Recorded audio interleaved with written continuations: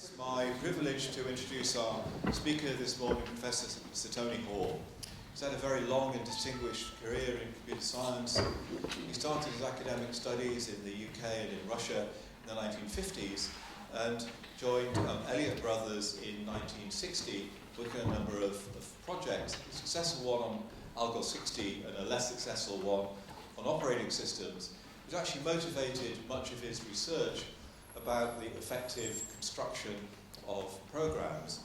He became a professor at Queen's University in Belfast in 1968 and moved to Oxford to build up the programming research group in 1977. Throughout his career, he's done seminal work on mathematical approaches to the development of computer programs. After a long time in academia, he moved to Microsoft Research in Cambridge. He's had quite long connections with York, working with Jim Woodcock here and others, and we were pleased that he accepted an honorary doctorate from the university some years ago. Many here will view him as the pioneer of computer science, having written some seminal papers back in the 1960s, around about 50 years ago. He's going to take a much longer view of the subject, starting back in the time of Aristotle, so very pioneering, developing the subject before we knew it existed. I think we're all going to have a very enjoyable and stimulating evening. So let me welcome Professor Sir Tony Hoare.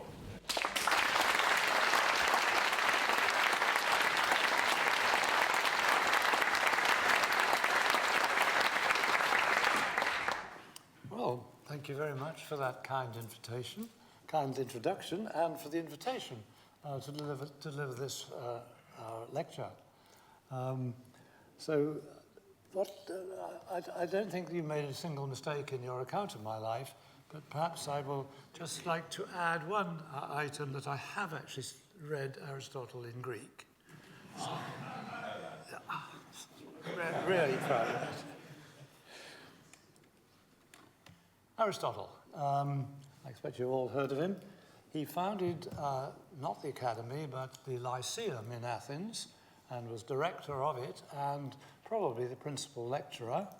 His students took a lot of lecture notes, and those were almost by accident rediscovered in later times, and are now published in Greek and, of course, in many other languages. The extraordinary thing about him is he was a polymath, and gave lectures on topics in the sciences, aesthetics, ethics, and philosophy. He did summarize and present work by other great Greek philosophers, but he's best known for his origination of the study of biology, particularly classificatory biology, and logic, in which his lecture notes make it clear that he is presenting his own views. He's not attributing views to any of his predecessors. So I think he has a good claim to be called the father of those two subjects, as well as, of course, a contributor to all the others.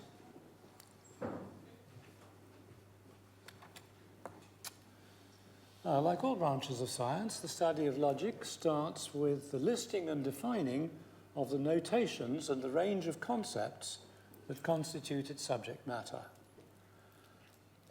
The presentation of the science goes on by listing the range of sentences or judgments or propositions which may appear in each line of a description or of a proof. The logic definitions are given, the definition of the sentences is given by what we now call a context-free grammar of a greatly simplified artificial language, the language of logic. Aristotle used the structure of natural language to guide the definition of the structure of the statements of his logic. And his definition of a proof required that every line of the proof should conform to the structure that is laid down by this grammar. Now, as Alan Turing recognized, a very simple computer, later known as a Turing machine, can very easily check the grammatical validity of each line of the proof and also the validity of each of the deductive steps in the proof, which are also defined by a simple grammar, which I will show you. So here is an example of one of Aristotle's syllogisms. A syllogism is a triple, a rule of proof, in which is usually drawn with a line below the first two. The first two lines serve as the premises or antecedents of the syllogism, and the last line is the conclusion. I'm sorry, I'm reading from my script for the next slide. No, I'm not. Aristotle introduced letters like S and P to stand for the non-terminal symbols. S and P, of course, different letters from the Greek letters that he used, stand for subject and predicate. Examples are men, shark, and fish.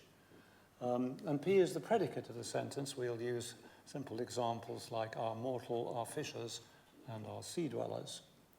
The four permitted forms of sentence are all SRP, no SRP, and some SRP, and some SR not P.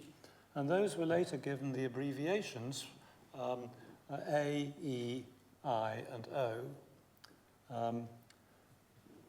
The abbreviations were introduced in later years when Aristotle's logic was the subject of university study. So here is an example of one of Aristotle's proof rules, or syllogisms. The first line of a syllogism is called its major premise, and its minor premise is the second line, and the conclusion is below the solidus, and is called a conclusion. And the purpose of of the syllogism is to give a rule which allows you to construct proofs. If you already have a proof which contains instances of the major premise and the minor premise, it is valid to add a new line to your proof, which is a copy of the conclusion. In the copy, of course, the S and the M and the P are replaced by actual meaningful words like fishes or men or is mortal,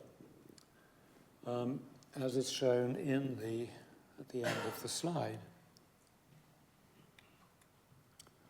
Now, the validity of this particular syllogism is sort of very obvious from anybody who understands English, but it can be checked by using the technique of Venn diagrams, where the predicates, the symbols S, M, and P are represented in this picture by ovals, colored to indicate what they mean. And when the statement that all S are M is indicated by placing the oval for the S inside the oval for M. And similarly, the oval for M is inside the oval for P. So now it's obvious, isn't it, that the red oval is inside the blue oval. Of course, this argument is an intuitive argument. It has no logical foundation. And the purpose of the proof rule is really to replace the intuition of the prover by a syntactically checkable rule that doesn't depend on intuition at all. If the rule depended on intuition, we wouldn't be able to get computers to check that the proof, in fact, follows all the rules of the logic. So replacement of informal intuitive reasoning by syntactic rules, which are checkable, is Aristotle's primary achievement and maybe primary purpose in the invention of logic. Here's another syllogism. It says no MRP, all SRM, therefore no SRP. Is that obvious too? Not quite so obvious, I don't think. Anyway, the picture makes it clear where the P, the blue P, is written separate from the orange oval for M, indicating that there is no overlap between those two classes and sets, the S's, the M and the P.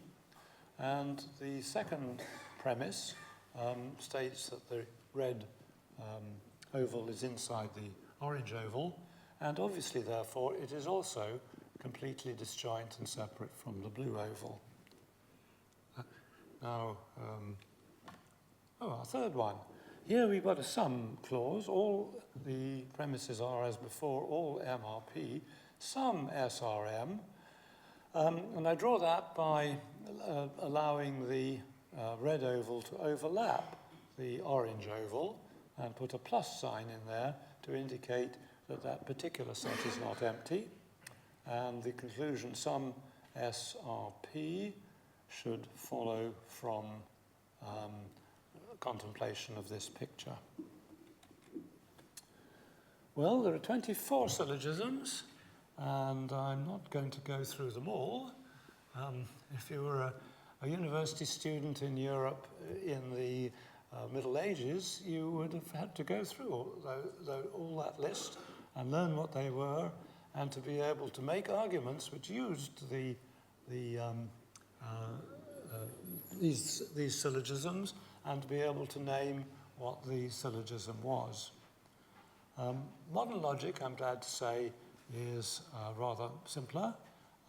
Most logics use only one rule of inference and perhaps a dozen axioms from which you can derive the conclusions of the logic, the theorems of the logic, and the theorems are much more powerful than those which are expressible in Aristotle's rather limited syntax. Examples taken from biology are shown on this slide. Aristotle, when Plato died, and Aristotle was not appointed Plato's successor as director of the academy. He worked for 20 years in Plato's academy, but when he left there, he went on a tour, and his tour took him to the island of Lesbos, where he got the fishermen to, on their return from fishing at night, to show him what was in their nets and to name the fishes that he saw. And he noticed that the two kinds of catch were similar in many ways to the other fish, and similar to each other, but different from all the other fish in the nets. So he classified these as these two species under the distinct genus of Syllogisms, which distinguish them from the genus of fishes, of the other fishes. Now, Aristotle's discoveries in biology were of course, extremely important to the development of that science. But I think it's rather interesting that the structure of his logic fitted exactly the structure of his discoveries in biology. So he knew that logic could be used to deduce apparently new facts about the real world from the facts that had been discovered in his experimental and observational study of biology. So he seemed to have that same idea as scientists at the moment, of the moment where you can formulate knowledge in a few simple axioms, quite a lot in the case of biology, and then use logic or mathematics to derive other facts about the natural world. So perhaps it's no coincidence that he was the founding father both of biology and of logic. they go together. So here's a 5-line proof.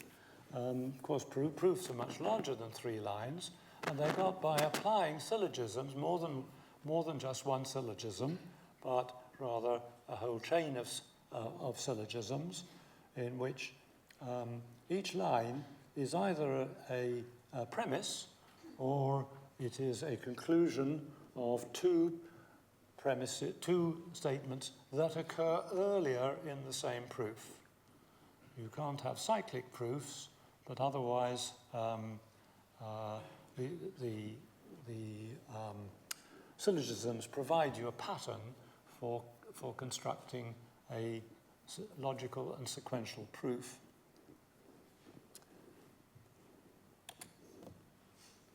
Now, the real genius of Aristotle was to realize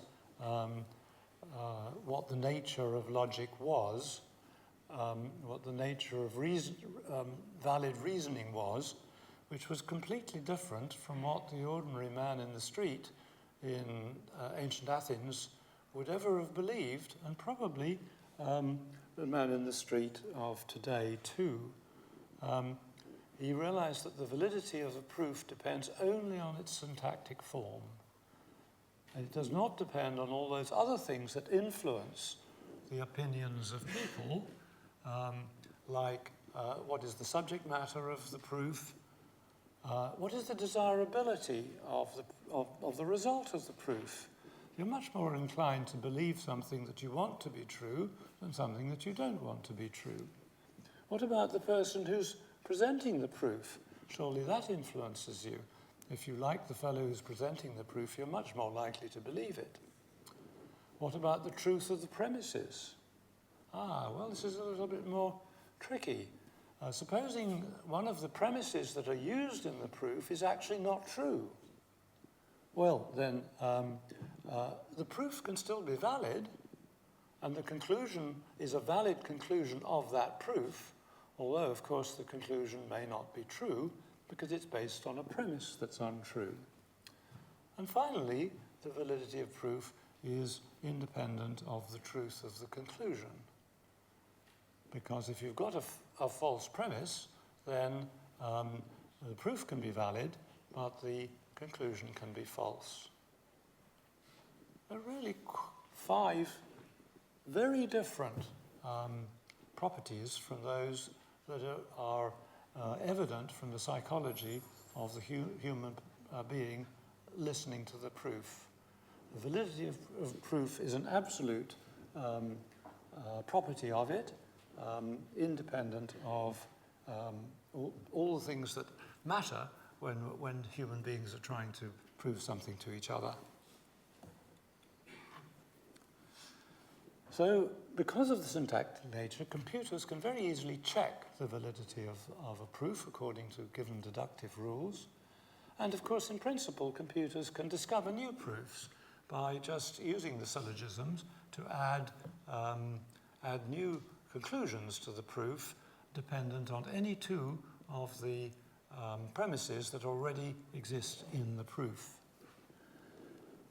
And this property of checking proofs was illustrated quite recently in the current century by the computer-checked proofs of the 4-color theorem and the Kepler conjecture, both of which had been conjectured by mathematicians as mathematically provable, but turned out to be extremely difficult to prove. Even the computers found it very difficult and very time-consuming to do these proofs.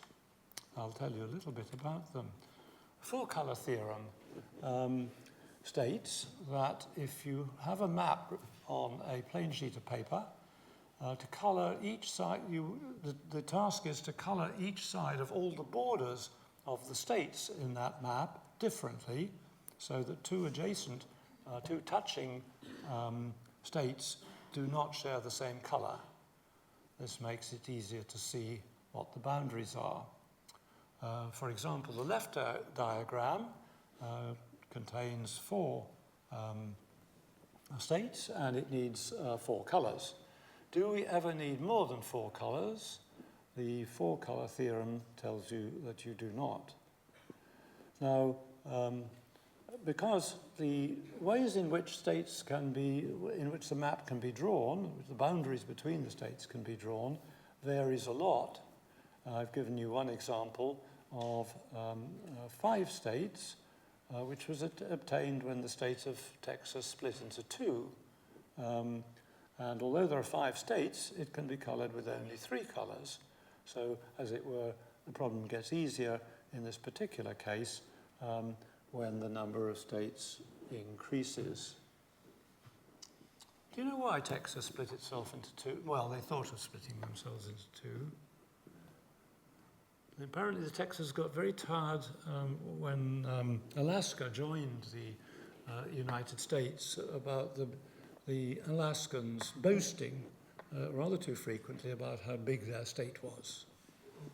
And so they wanted to shut up the Alaskans by pointing out, or threatening at least, that they would split into 2 and make Alaska into the 3rd largest state.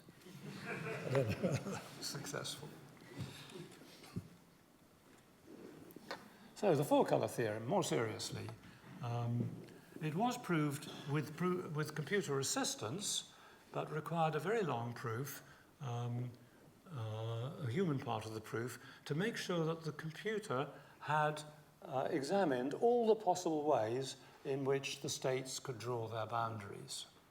And there were something like 1,800 different configurations of states which had to be considered by computer to prove that all of them could be colored in 4 colors. My colleague in Microsoft, Georges Gontier, studied the proof and used a completely different method, invented a new branch of mathematics to help in his proof, and he reduced the number of cases to 633. And using a proof system that's available called Coq, he wrote programs which generated all the 633 proofs that were needed, as well as the proof that these were all the cases that there were. And if the difficulty of the task can be assessed by just counting the length of the proof.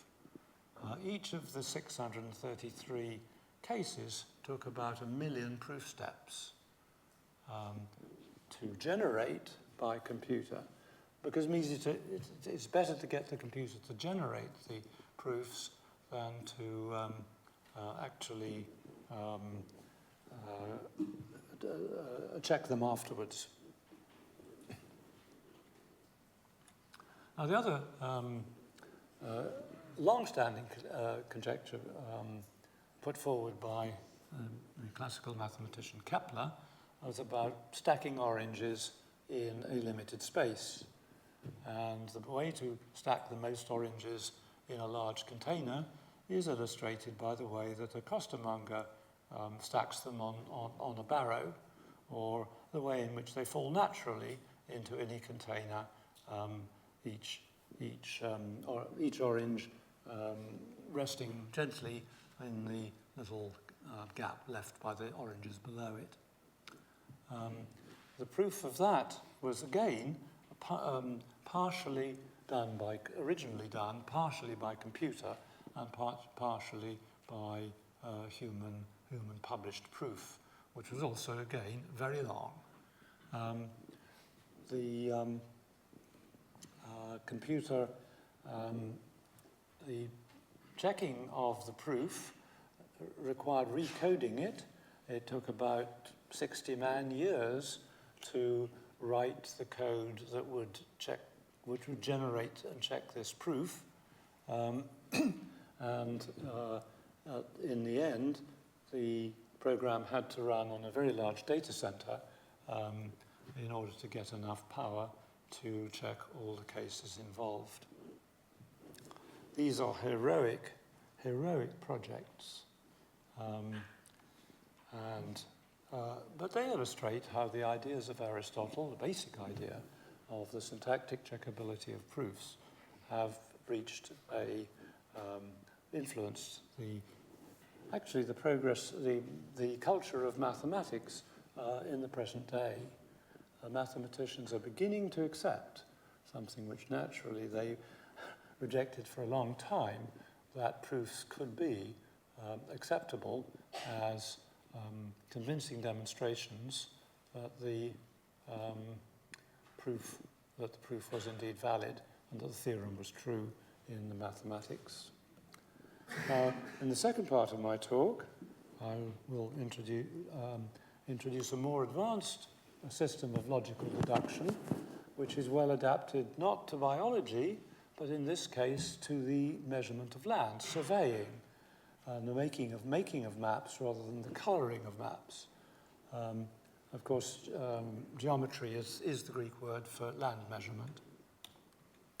And the pioneer that I wish to draw attention to is Euclid, who I, again, expect you have heard of. Very little is known about his life, but his Elements, Euclid's Elements, were the main textbook for teaching mathematics, and especially geometry, in the late 19th and early 20th century. So 2,000 years after he wrote them, his textbook was still being used in schools and universities, which I think is a very good, we should present to our the politicians as a very good definition of what impact is. Of course, his Elements included a great deal more than just geometry, included perspectives, conic sections, and so on. And of course, the greatest common divisor algorithm. And this is no coincidence, because Euclid knew all about programming. He even knew about the loop.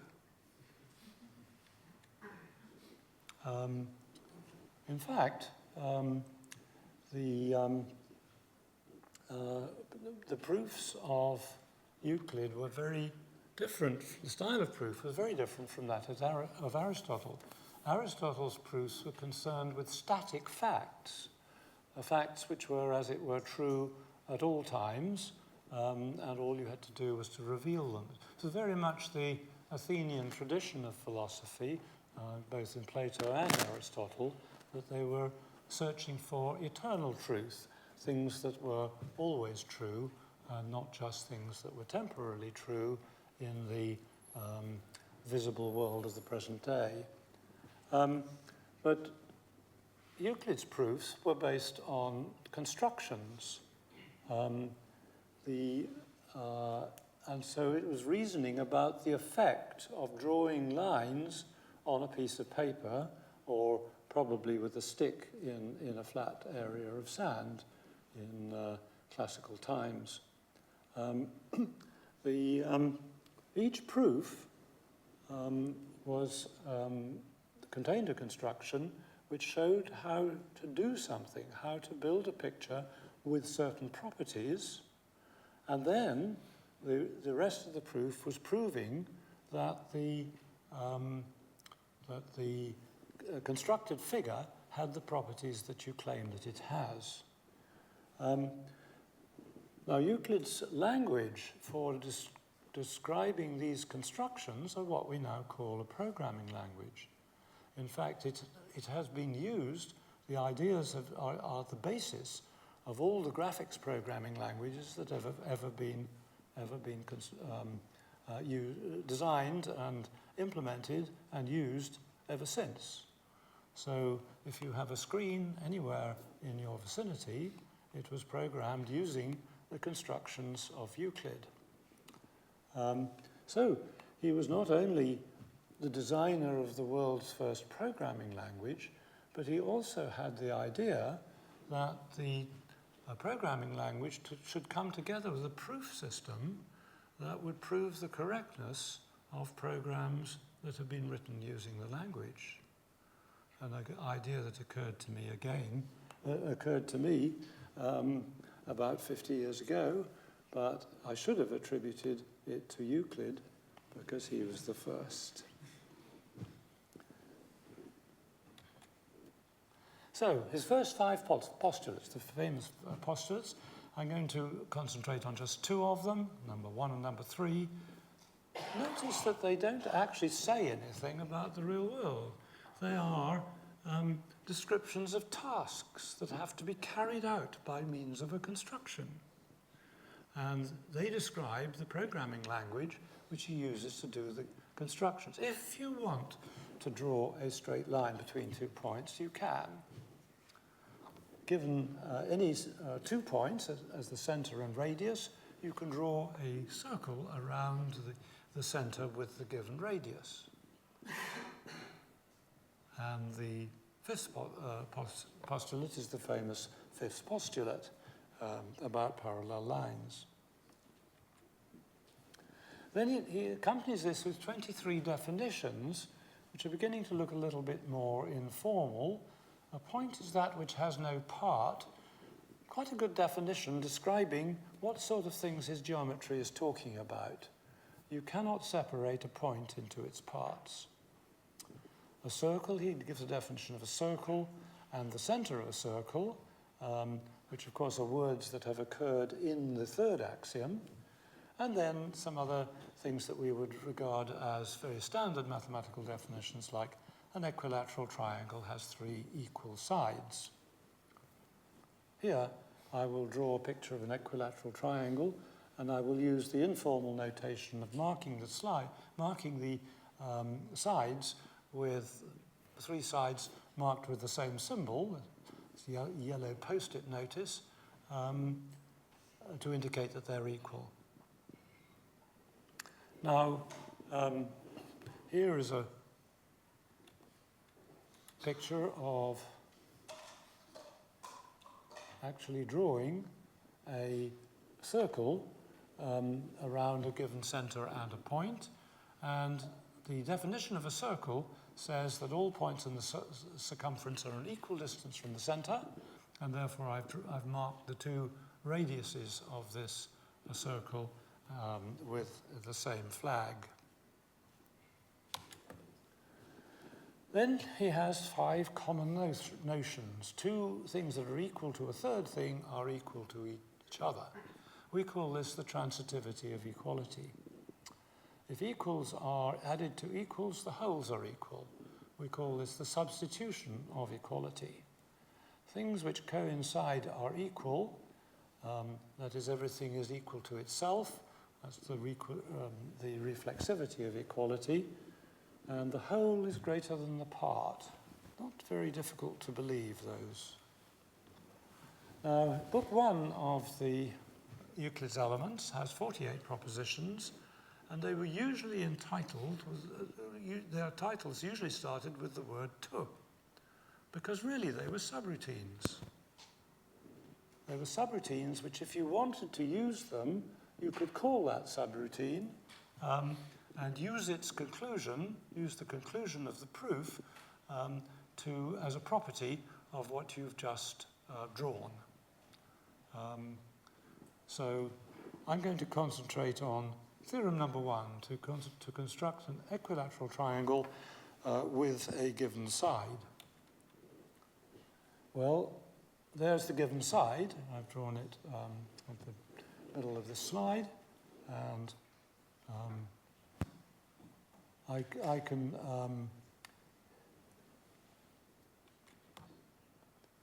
now start the construction. Choose one end of the given line. That's a necessary step in the proof. We've got to have some choice. We've got to exercise a choice as to which point at the end of the line we're going to start our construction with. And then draw a circle with that line as its radius and its center at that end.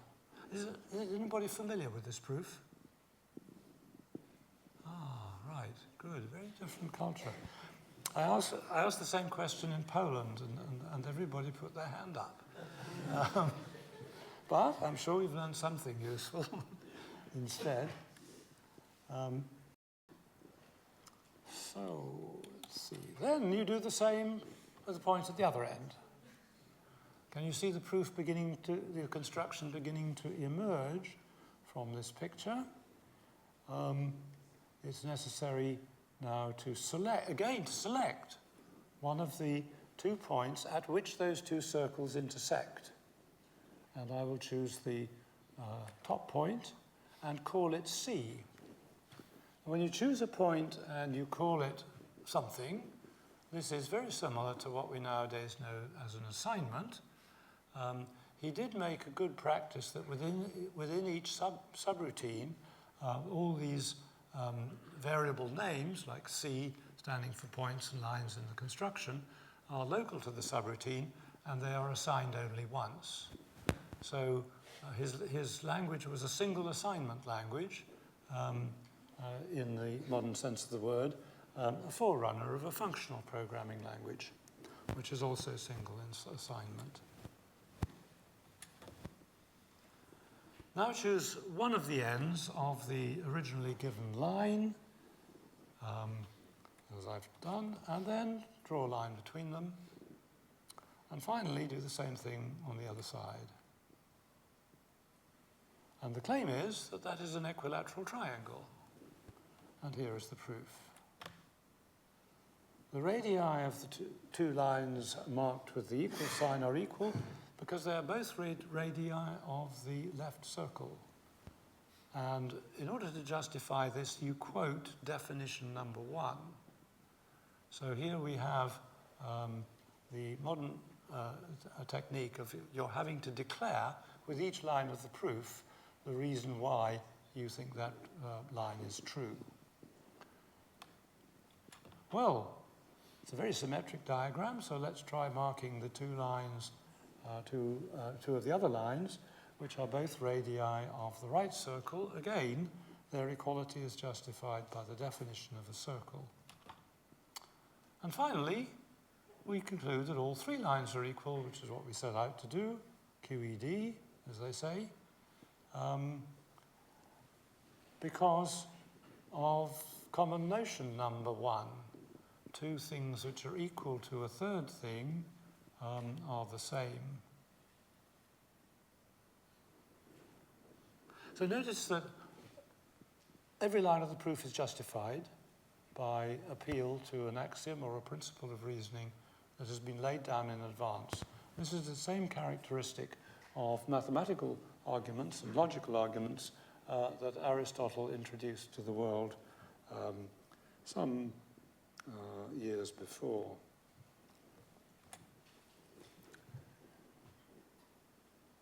So, rubbing out some of the markings, we just leave the fact that the 3 lines are equal. So, in modern times, I should like to introduce to another great pioneer, briefly, Alan Turing. He was also a polymath, and he made learned contributions to number theory, developmental biology, statistics, philosophy, cryptography, logic, and of course computer science, of which, shall we say, he is the modern founder.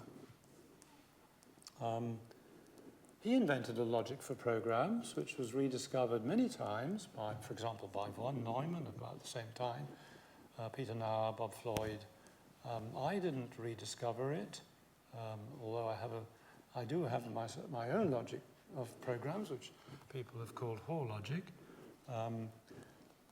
In fact, I got the idea from reading an article by Floyd. Now, Alan Turing reported his work in a talk at the Cambridge University Computing Laboratory in 1949. And his idea, again, I didn't know about it, was the foundation of my own life's research.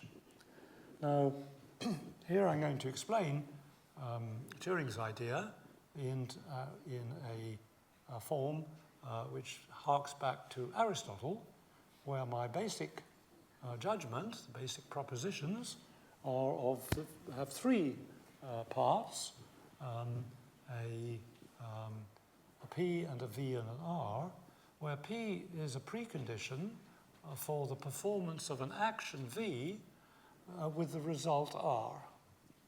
So when P, if you do action V, when P is true, then after you've done the V, the R is true. V is a verb describing an action that changes part of the world, part of the real world perhaps, part of a diagram, or part of a computer memory. And the P describes the initial state, shall we say, of the computer memory, and R describes the final state. Here's an example of a triple. When two distinct points are closer than R, drawing a circle of radius R around each point ensures that their circumferences intersect twice. Slightly complicated, but I have just shown you a picture of it. And indeed, the proof that Euclid gave of his very first proposition is defective in that it uses this fact as part of its foundation. If it didn't intersect twice, or at least once, the construction would not work. Another example is taken from computing. If the value of the variable x is greater than 3, increasing the value of x ensures that x is greater than 4. And that's closer to home. And I introduced a curious triple notation to say, make this as an abbreviation for the assertion, for the lines of my proofs. Now here's a sort of syllogism, a three-line proof rule with two premises, a major premise, a minor premise, and a conclusion. And the first line says that if P is true to start with, V1 ensures S, and whenever S is true, V2 ensures R. So it's sort of pretty obvious that if we do two actions, one after the other, V1 first, then V2 ensures R, given that the original P was true at the beginning of the V1, then the execution of V2 will ensure R. And programmers now use the notation semicolon to stand for the then. So the V1 then V2 is a program. It's a sort of construction of doing one thing then another. And of course, all Euclid's constructions were examples of then. You did more than one thing, and you did them in a given order. Here's a conditional test, which Euclid didn't surprisingly make very much use of. If we have some condition B, which is sometimes true and sometimes not, when P is true, when P is true, then either B is true or not B is true. If B is true, then the action V1 ensures R, and when B is not true, V2 ensures R. And in modern day programming, we have a conditional statement which allows us to choose, as we say at runtime, whether to apply V1 or V2. In both cases, the result R is concluded. And finally, we have repetition, which Euclid obviously knew about because of Euclid's algorithm, but he didn't use it directly in his proofs. He uses something similar, but that's a little bit complicated to introduce at this stage in my talk, so I will spare you.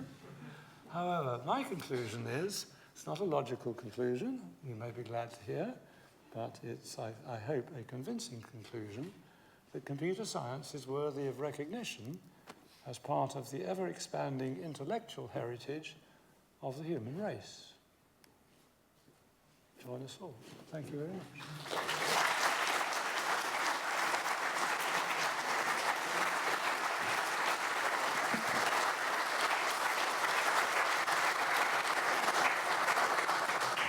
Tony, thank you very much for that very stimulating talk. Ladies and gentlemen, we have time for questions. Who wants to go first?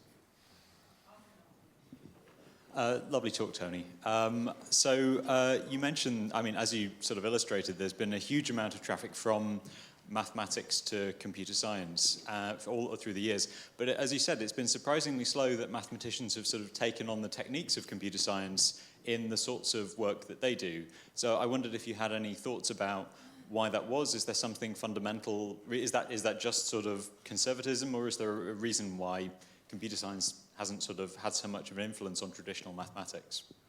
Yes, in fact, the aversion of mathematicians dates back pretty well before the era of the application of computers to mathematics, because mathematicians very much prize the quality of intuition which they exercise in the discovery of proofs.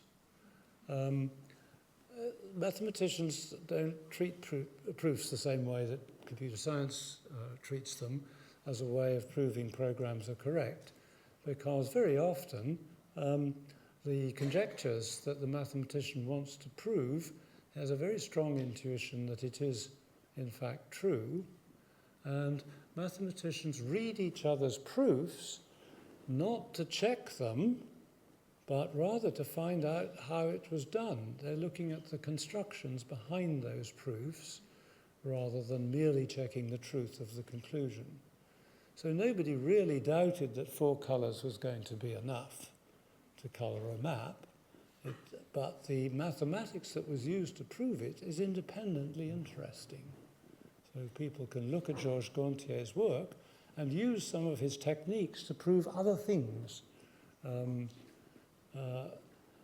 It illustrates, of course, and they're used to doing that long before computers. So they don't want their intuition to be taken over by computers.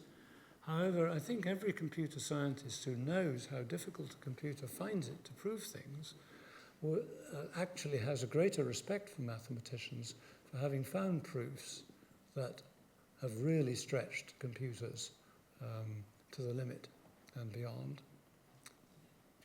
So let's regard the experience that we have of computers doing proofs as a great credit to the intellect and the intuition of mathematicians. The people who are awarded the Fields Medal is generally awarded rather boringly to humans. How long do you think we're now faced with a variety of axes on which computer science is making advantage? Huge computational power, for example, machine learning, artificial intelligence. How long do you think it'll be before a computer produces something worthy of a Fields Medal? I have no conception of a future in which that will ever happen.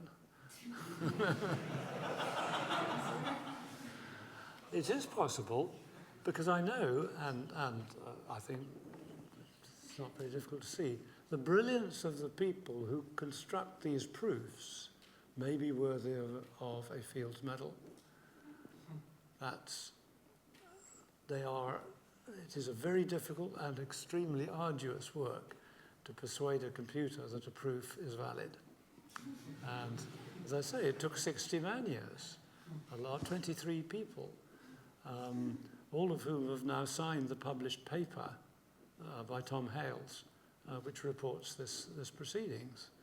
And I think Tom Hales deserves a great deal of credit.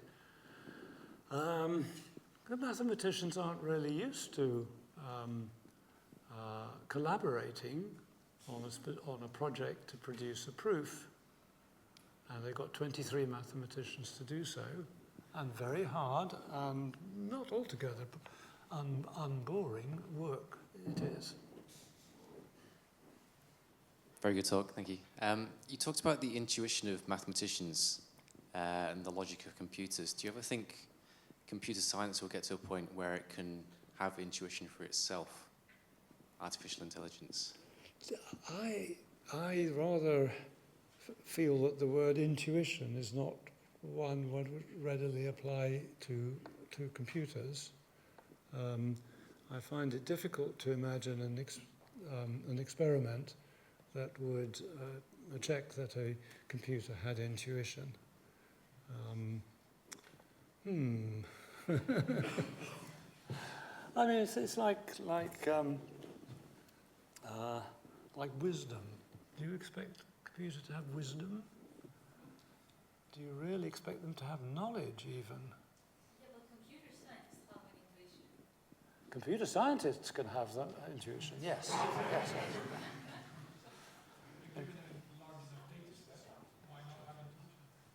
Well, that is an interesting speculation, which is in fact current, that modern artificial intelligence depends on very large data sets. Translation of languages, for example, is based on a very large number of cribs in which the computer is told what sentence translates what sentence. And when you give it a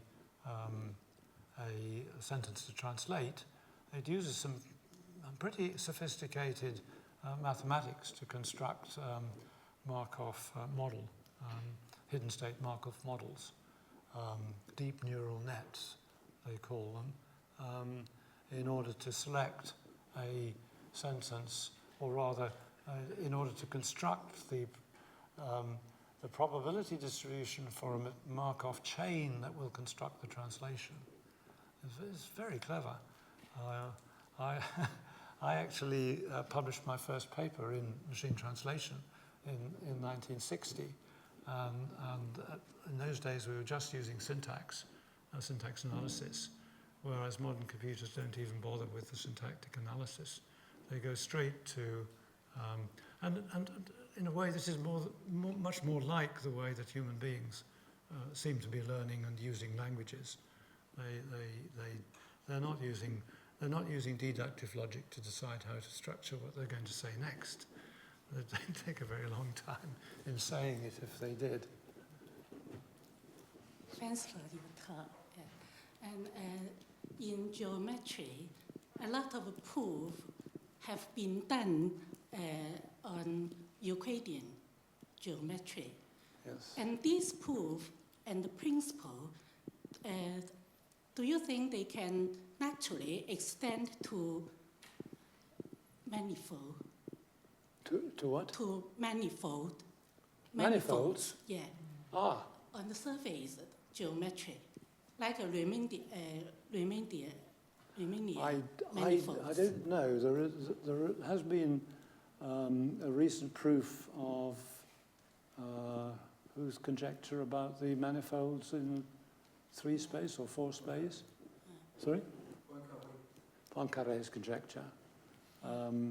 And I don't know that anybody has plans to construct a machine check proof of that, or of Fermat's last theorem, which was one of the other great long-standing conjectures in mathematics, which was solved in the last century.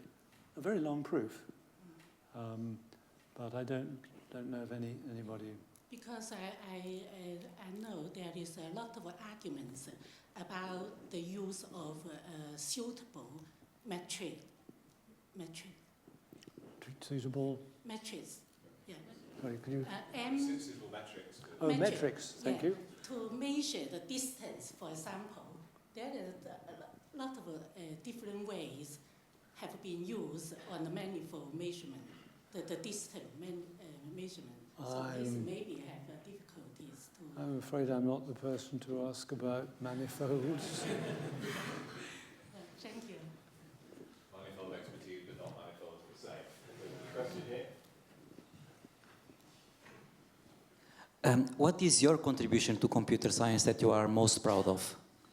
We do have some time. Thank you very much. I think it was the invention of the case statement in programming languages, in which I described how to express the machine idea of a jump table, a computed jump instruction, which would select between 17 alternatives that have been given, It was based very much on, as a generalization of the conditional statement, which has just two alternatives. If you have three alternatives, you use a case statement. And this case statement is sort of easier to use than jumps, and as efficient to implement as jumps. And it's nothing like exceptions, which are the modern day way of doing it. And it's nothing like the case statement of C and C++, which has to have a break.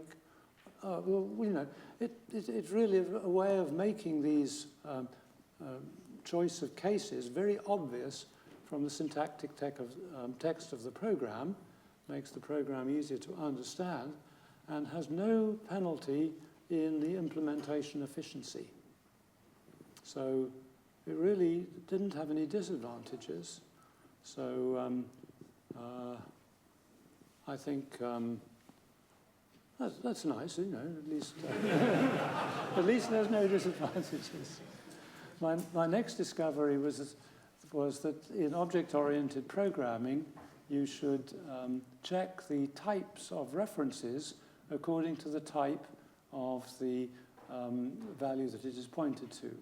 So you have reference to some structure or some variable, which you say what the structure is, or you say whether it's floating point or integer, so that you can check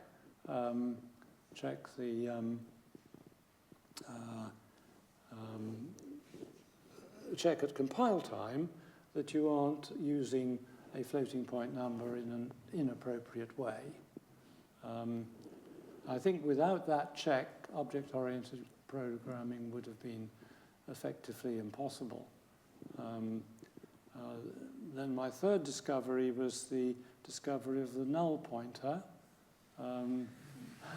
which I think maybe some of you know.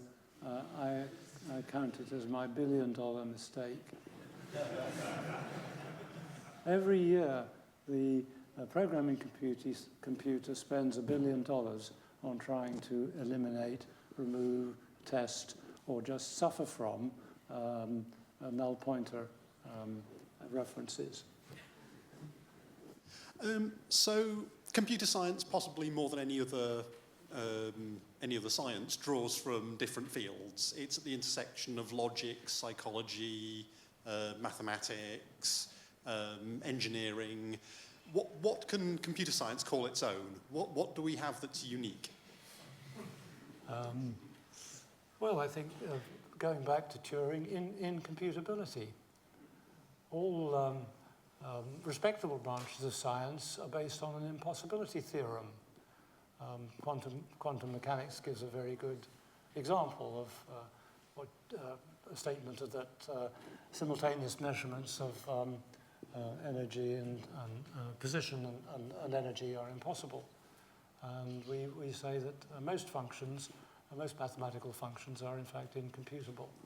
So that wouldn't have been invented without the invention of the Turing machine. Seems a modest claim. I liken the status of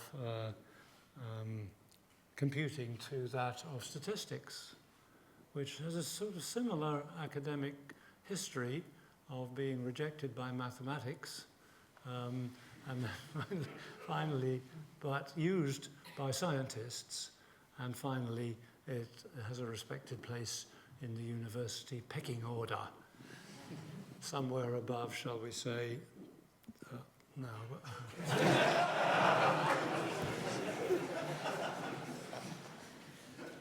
Thank you.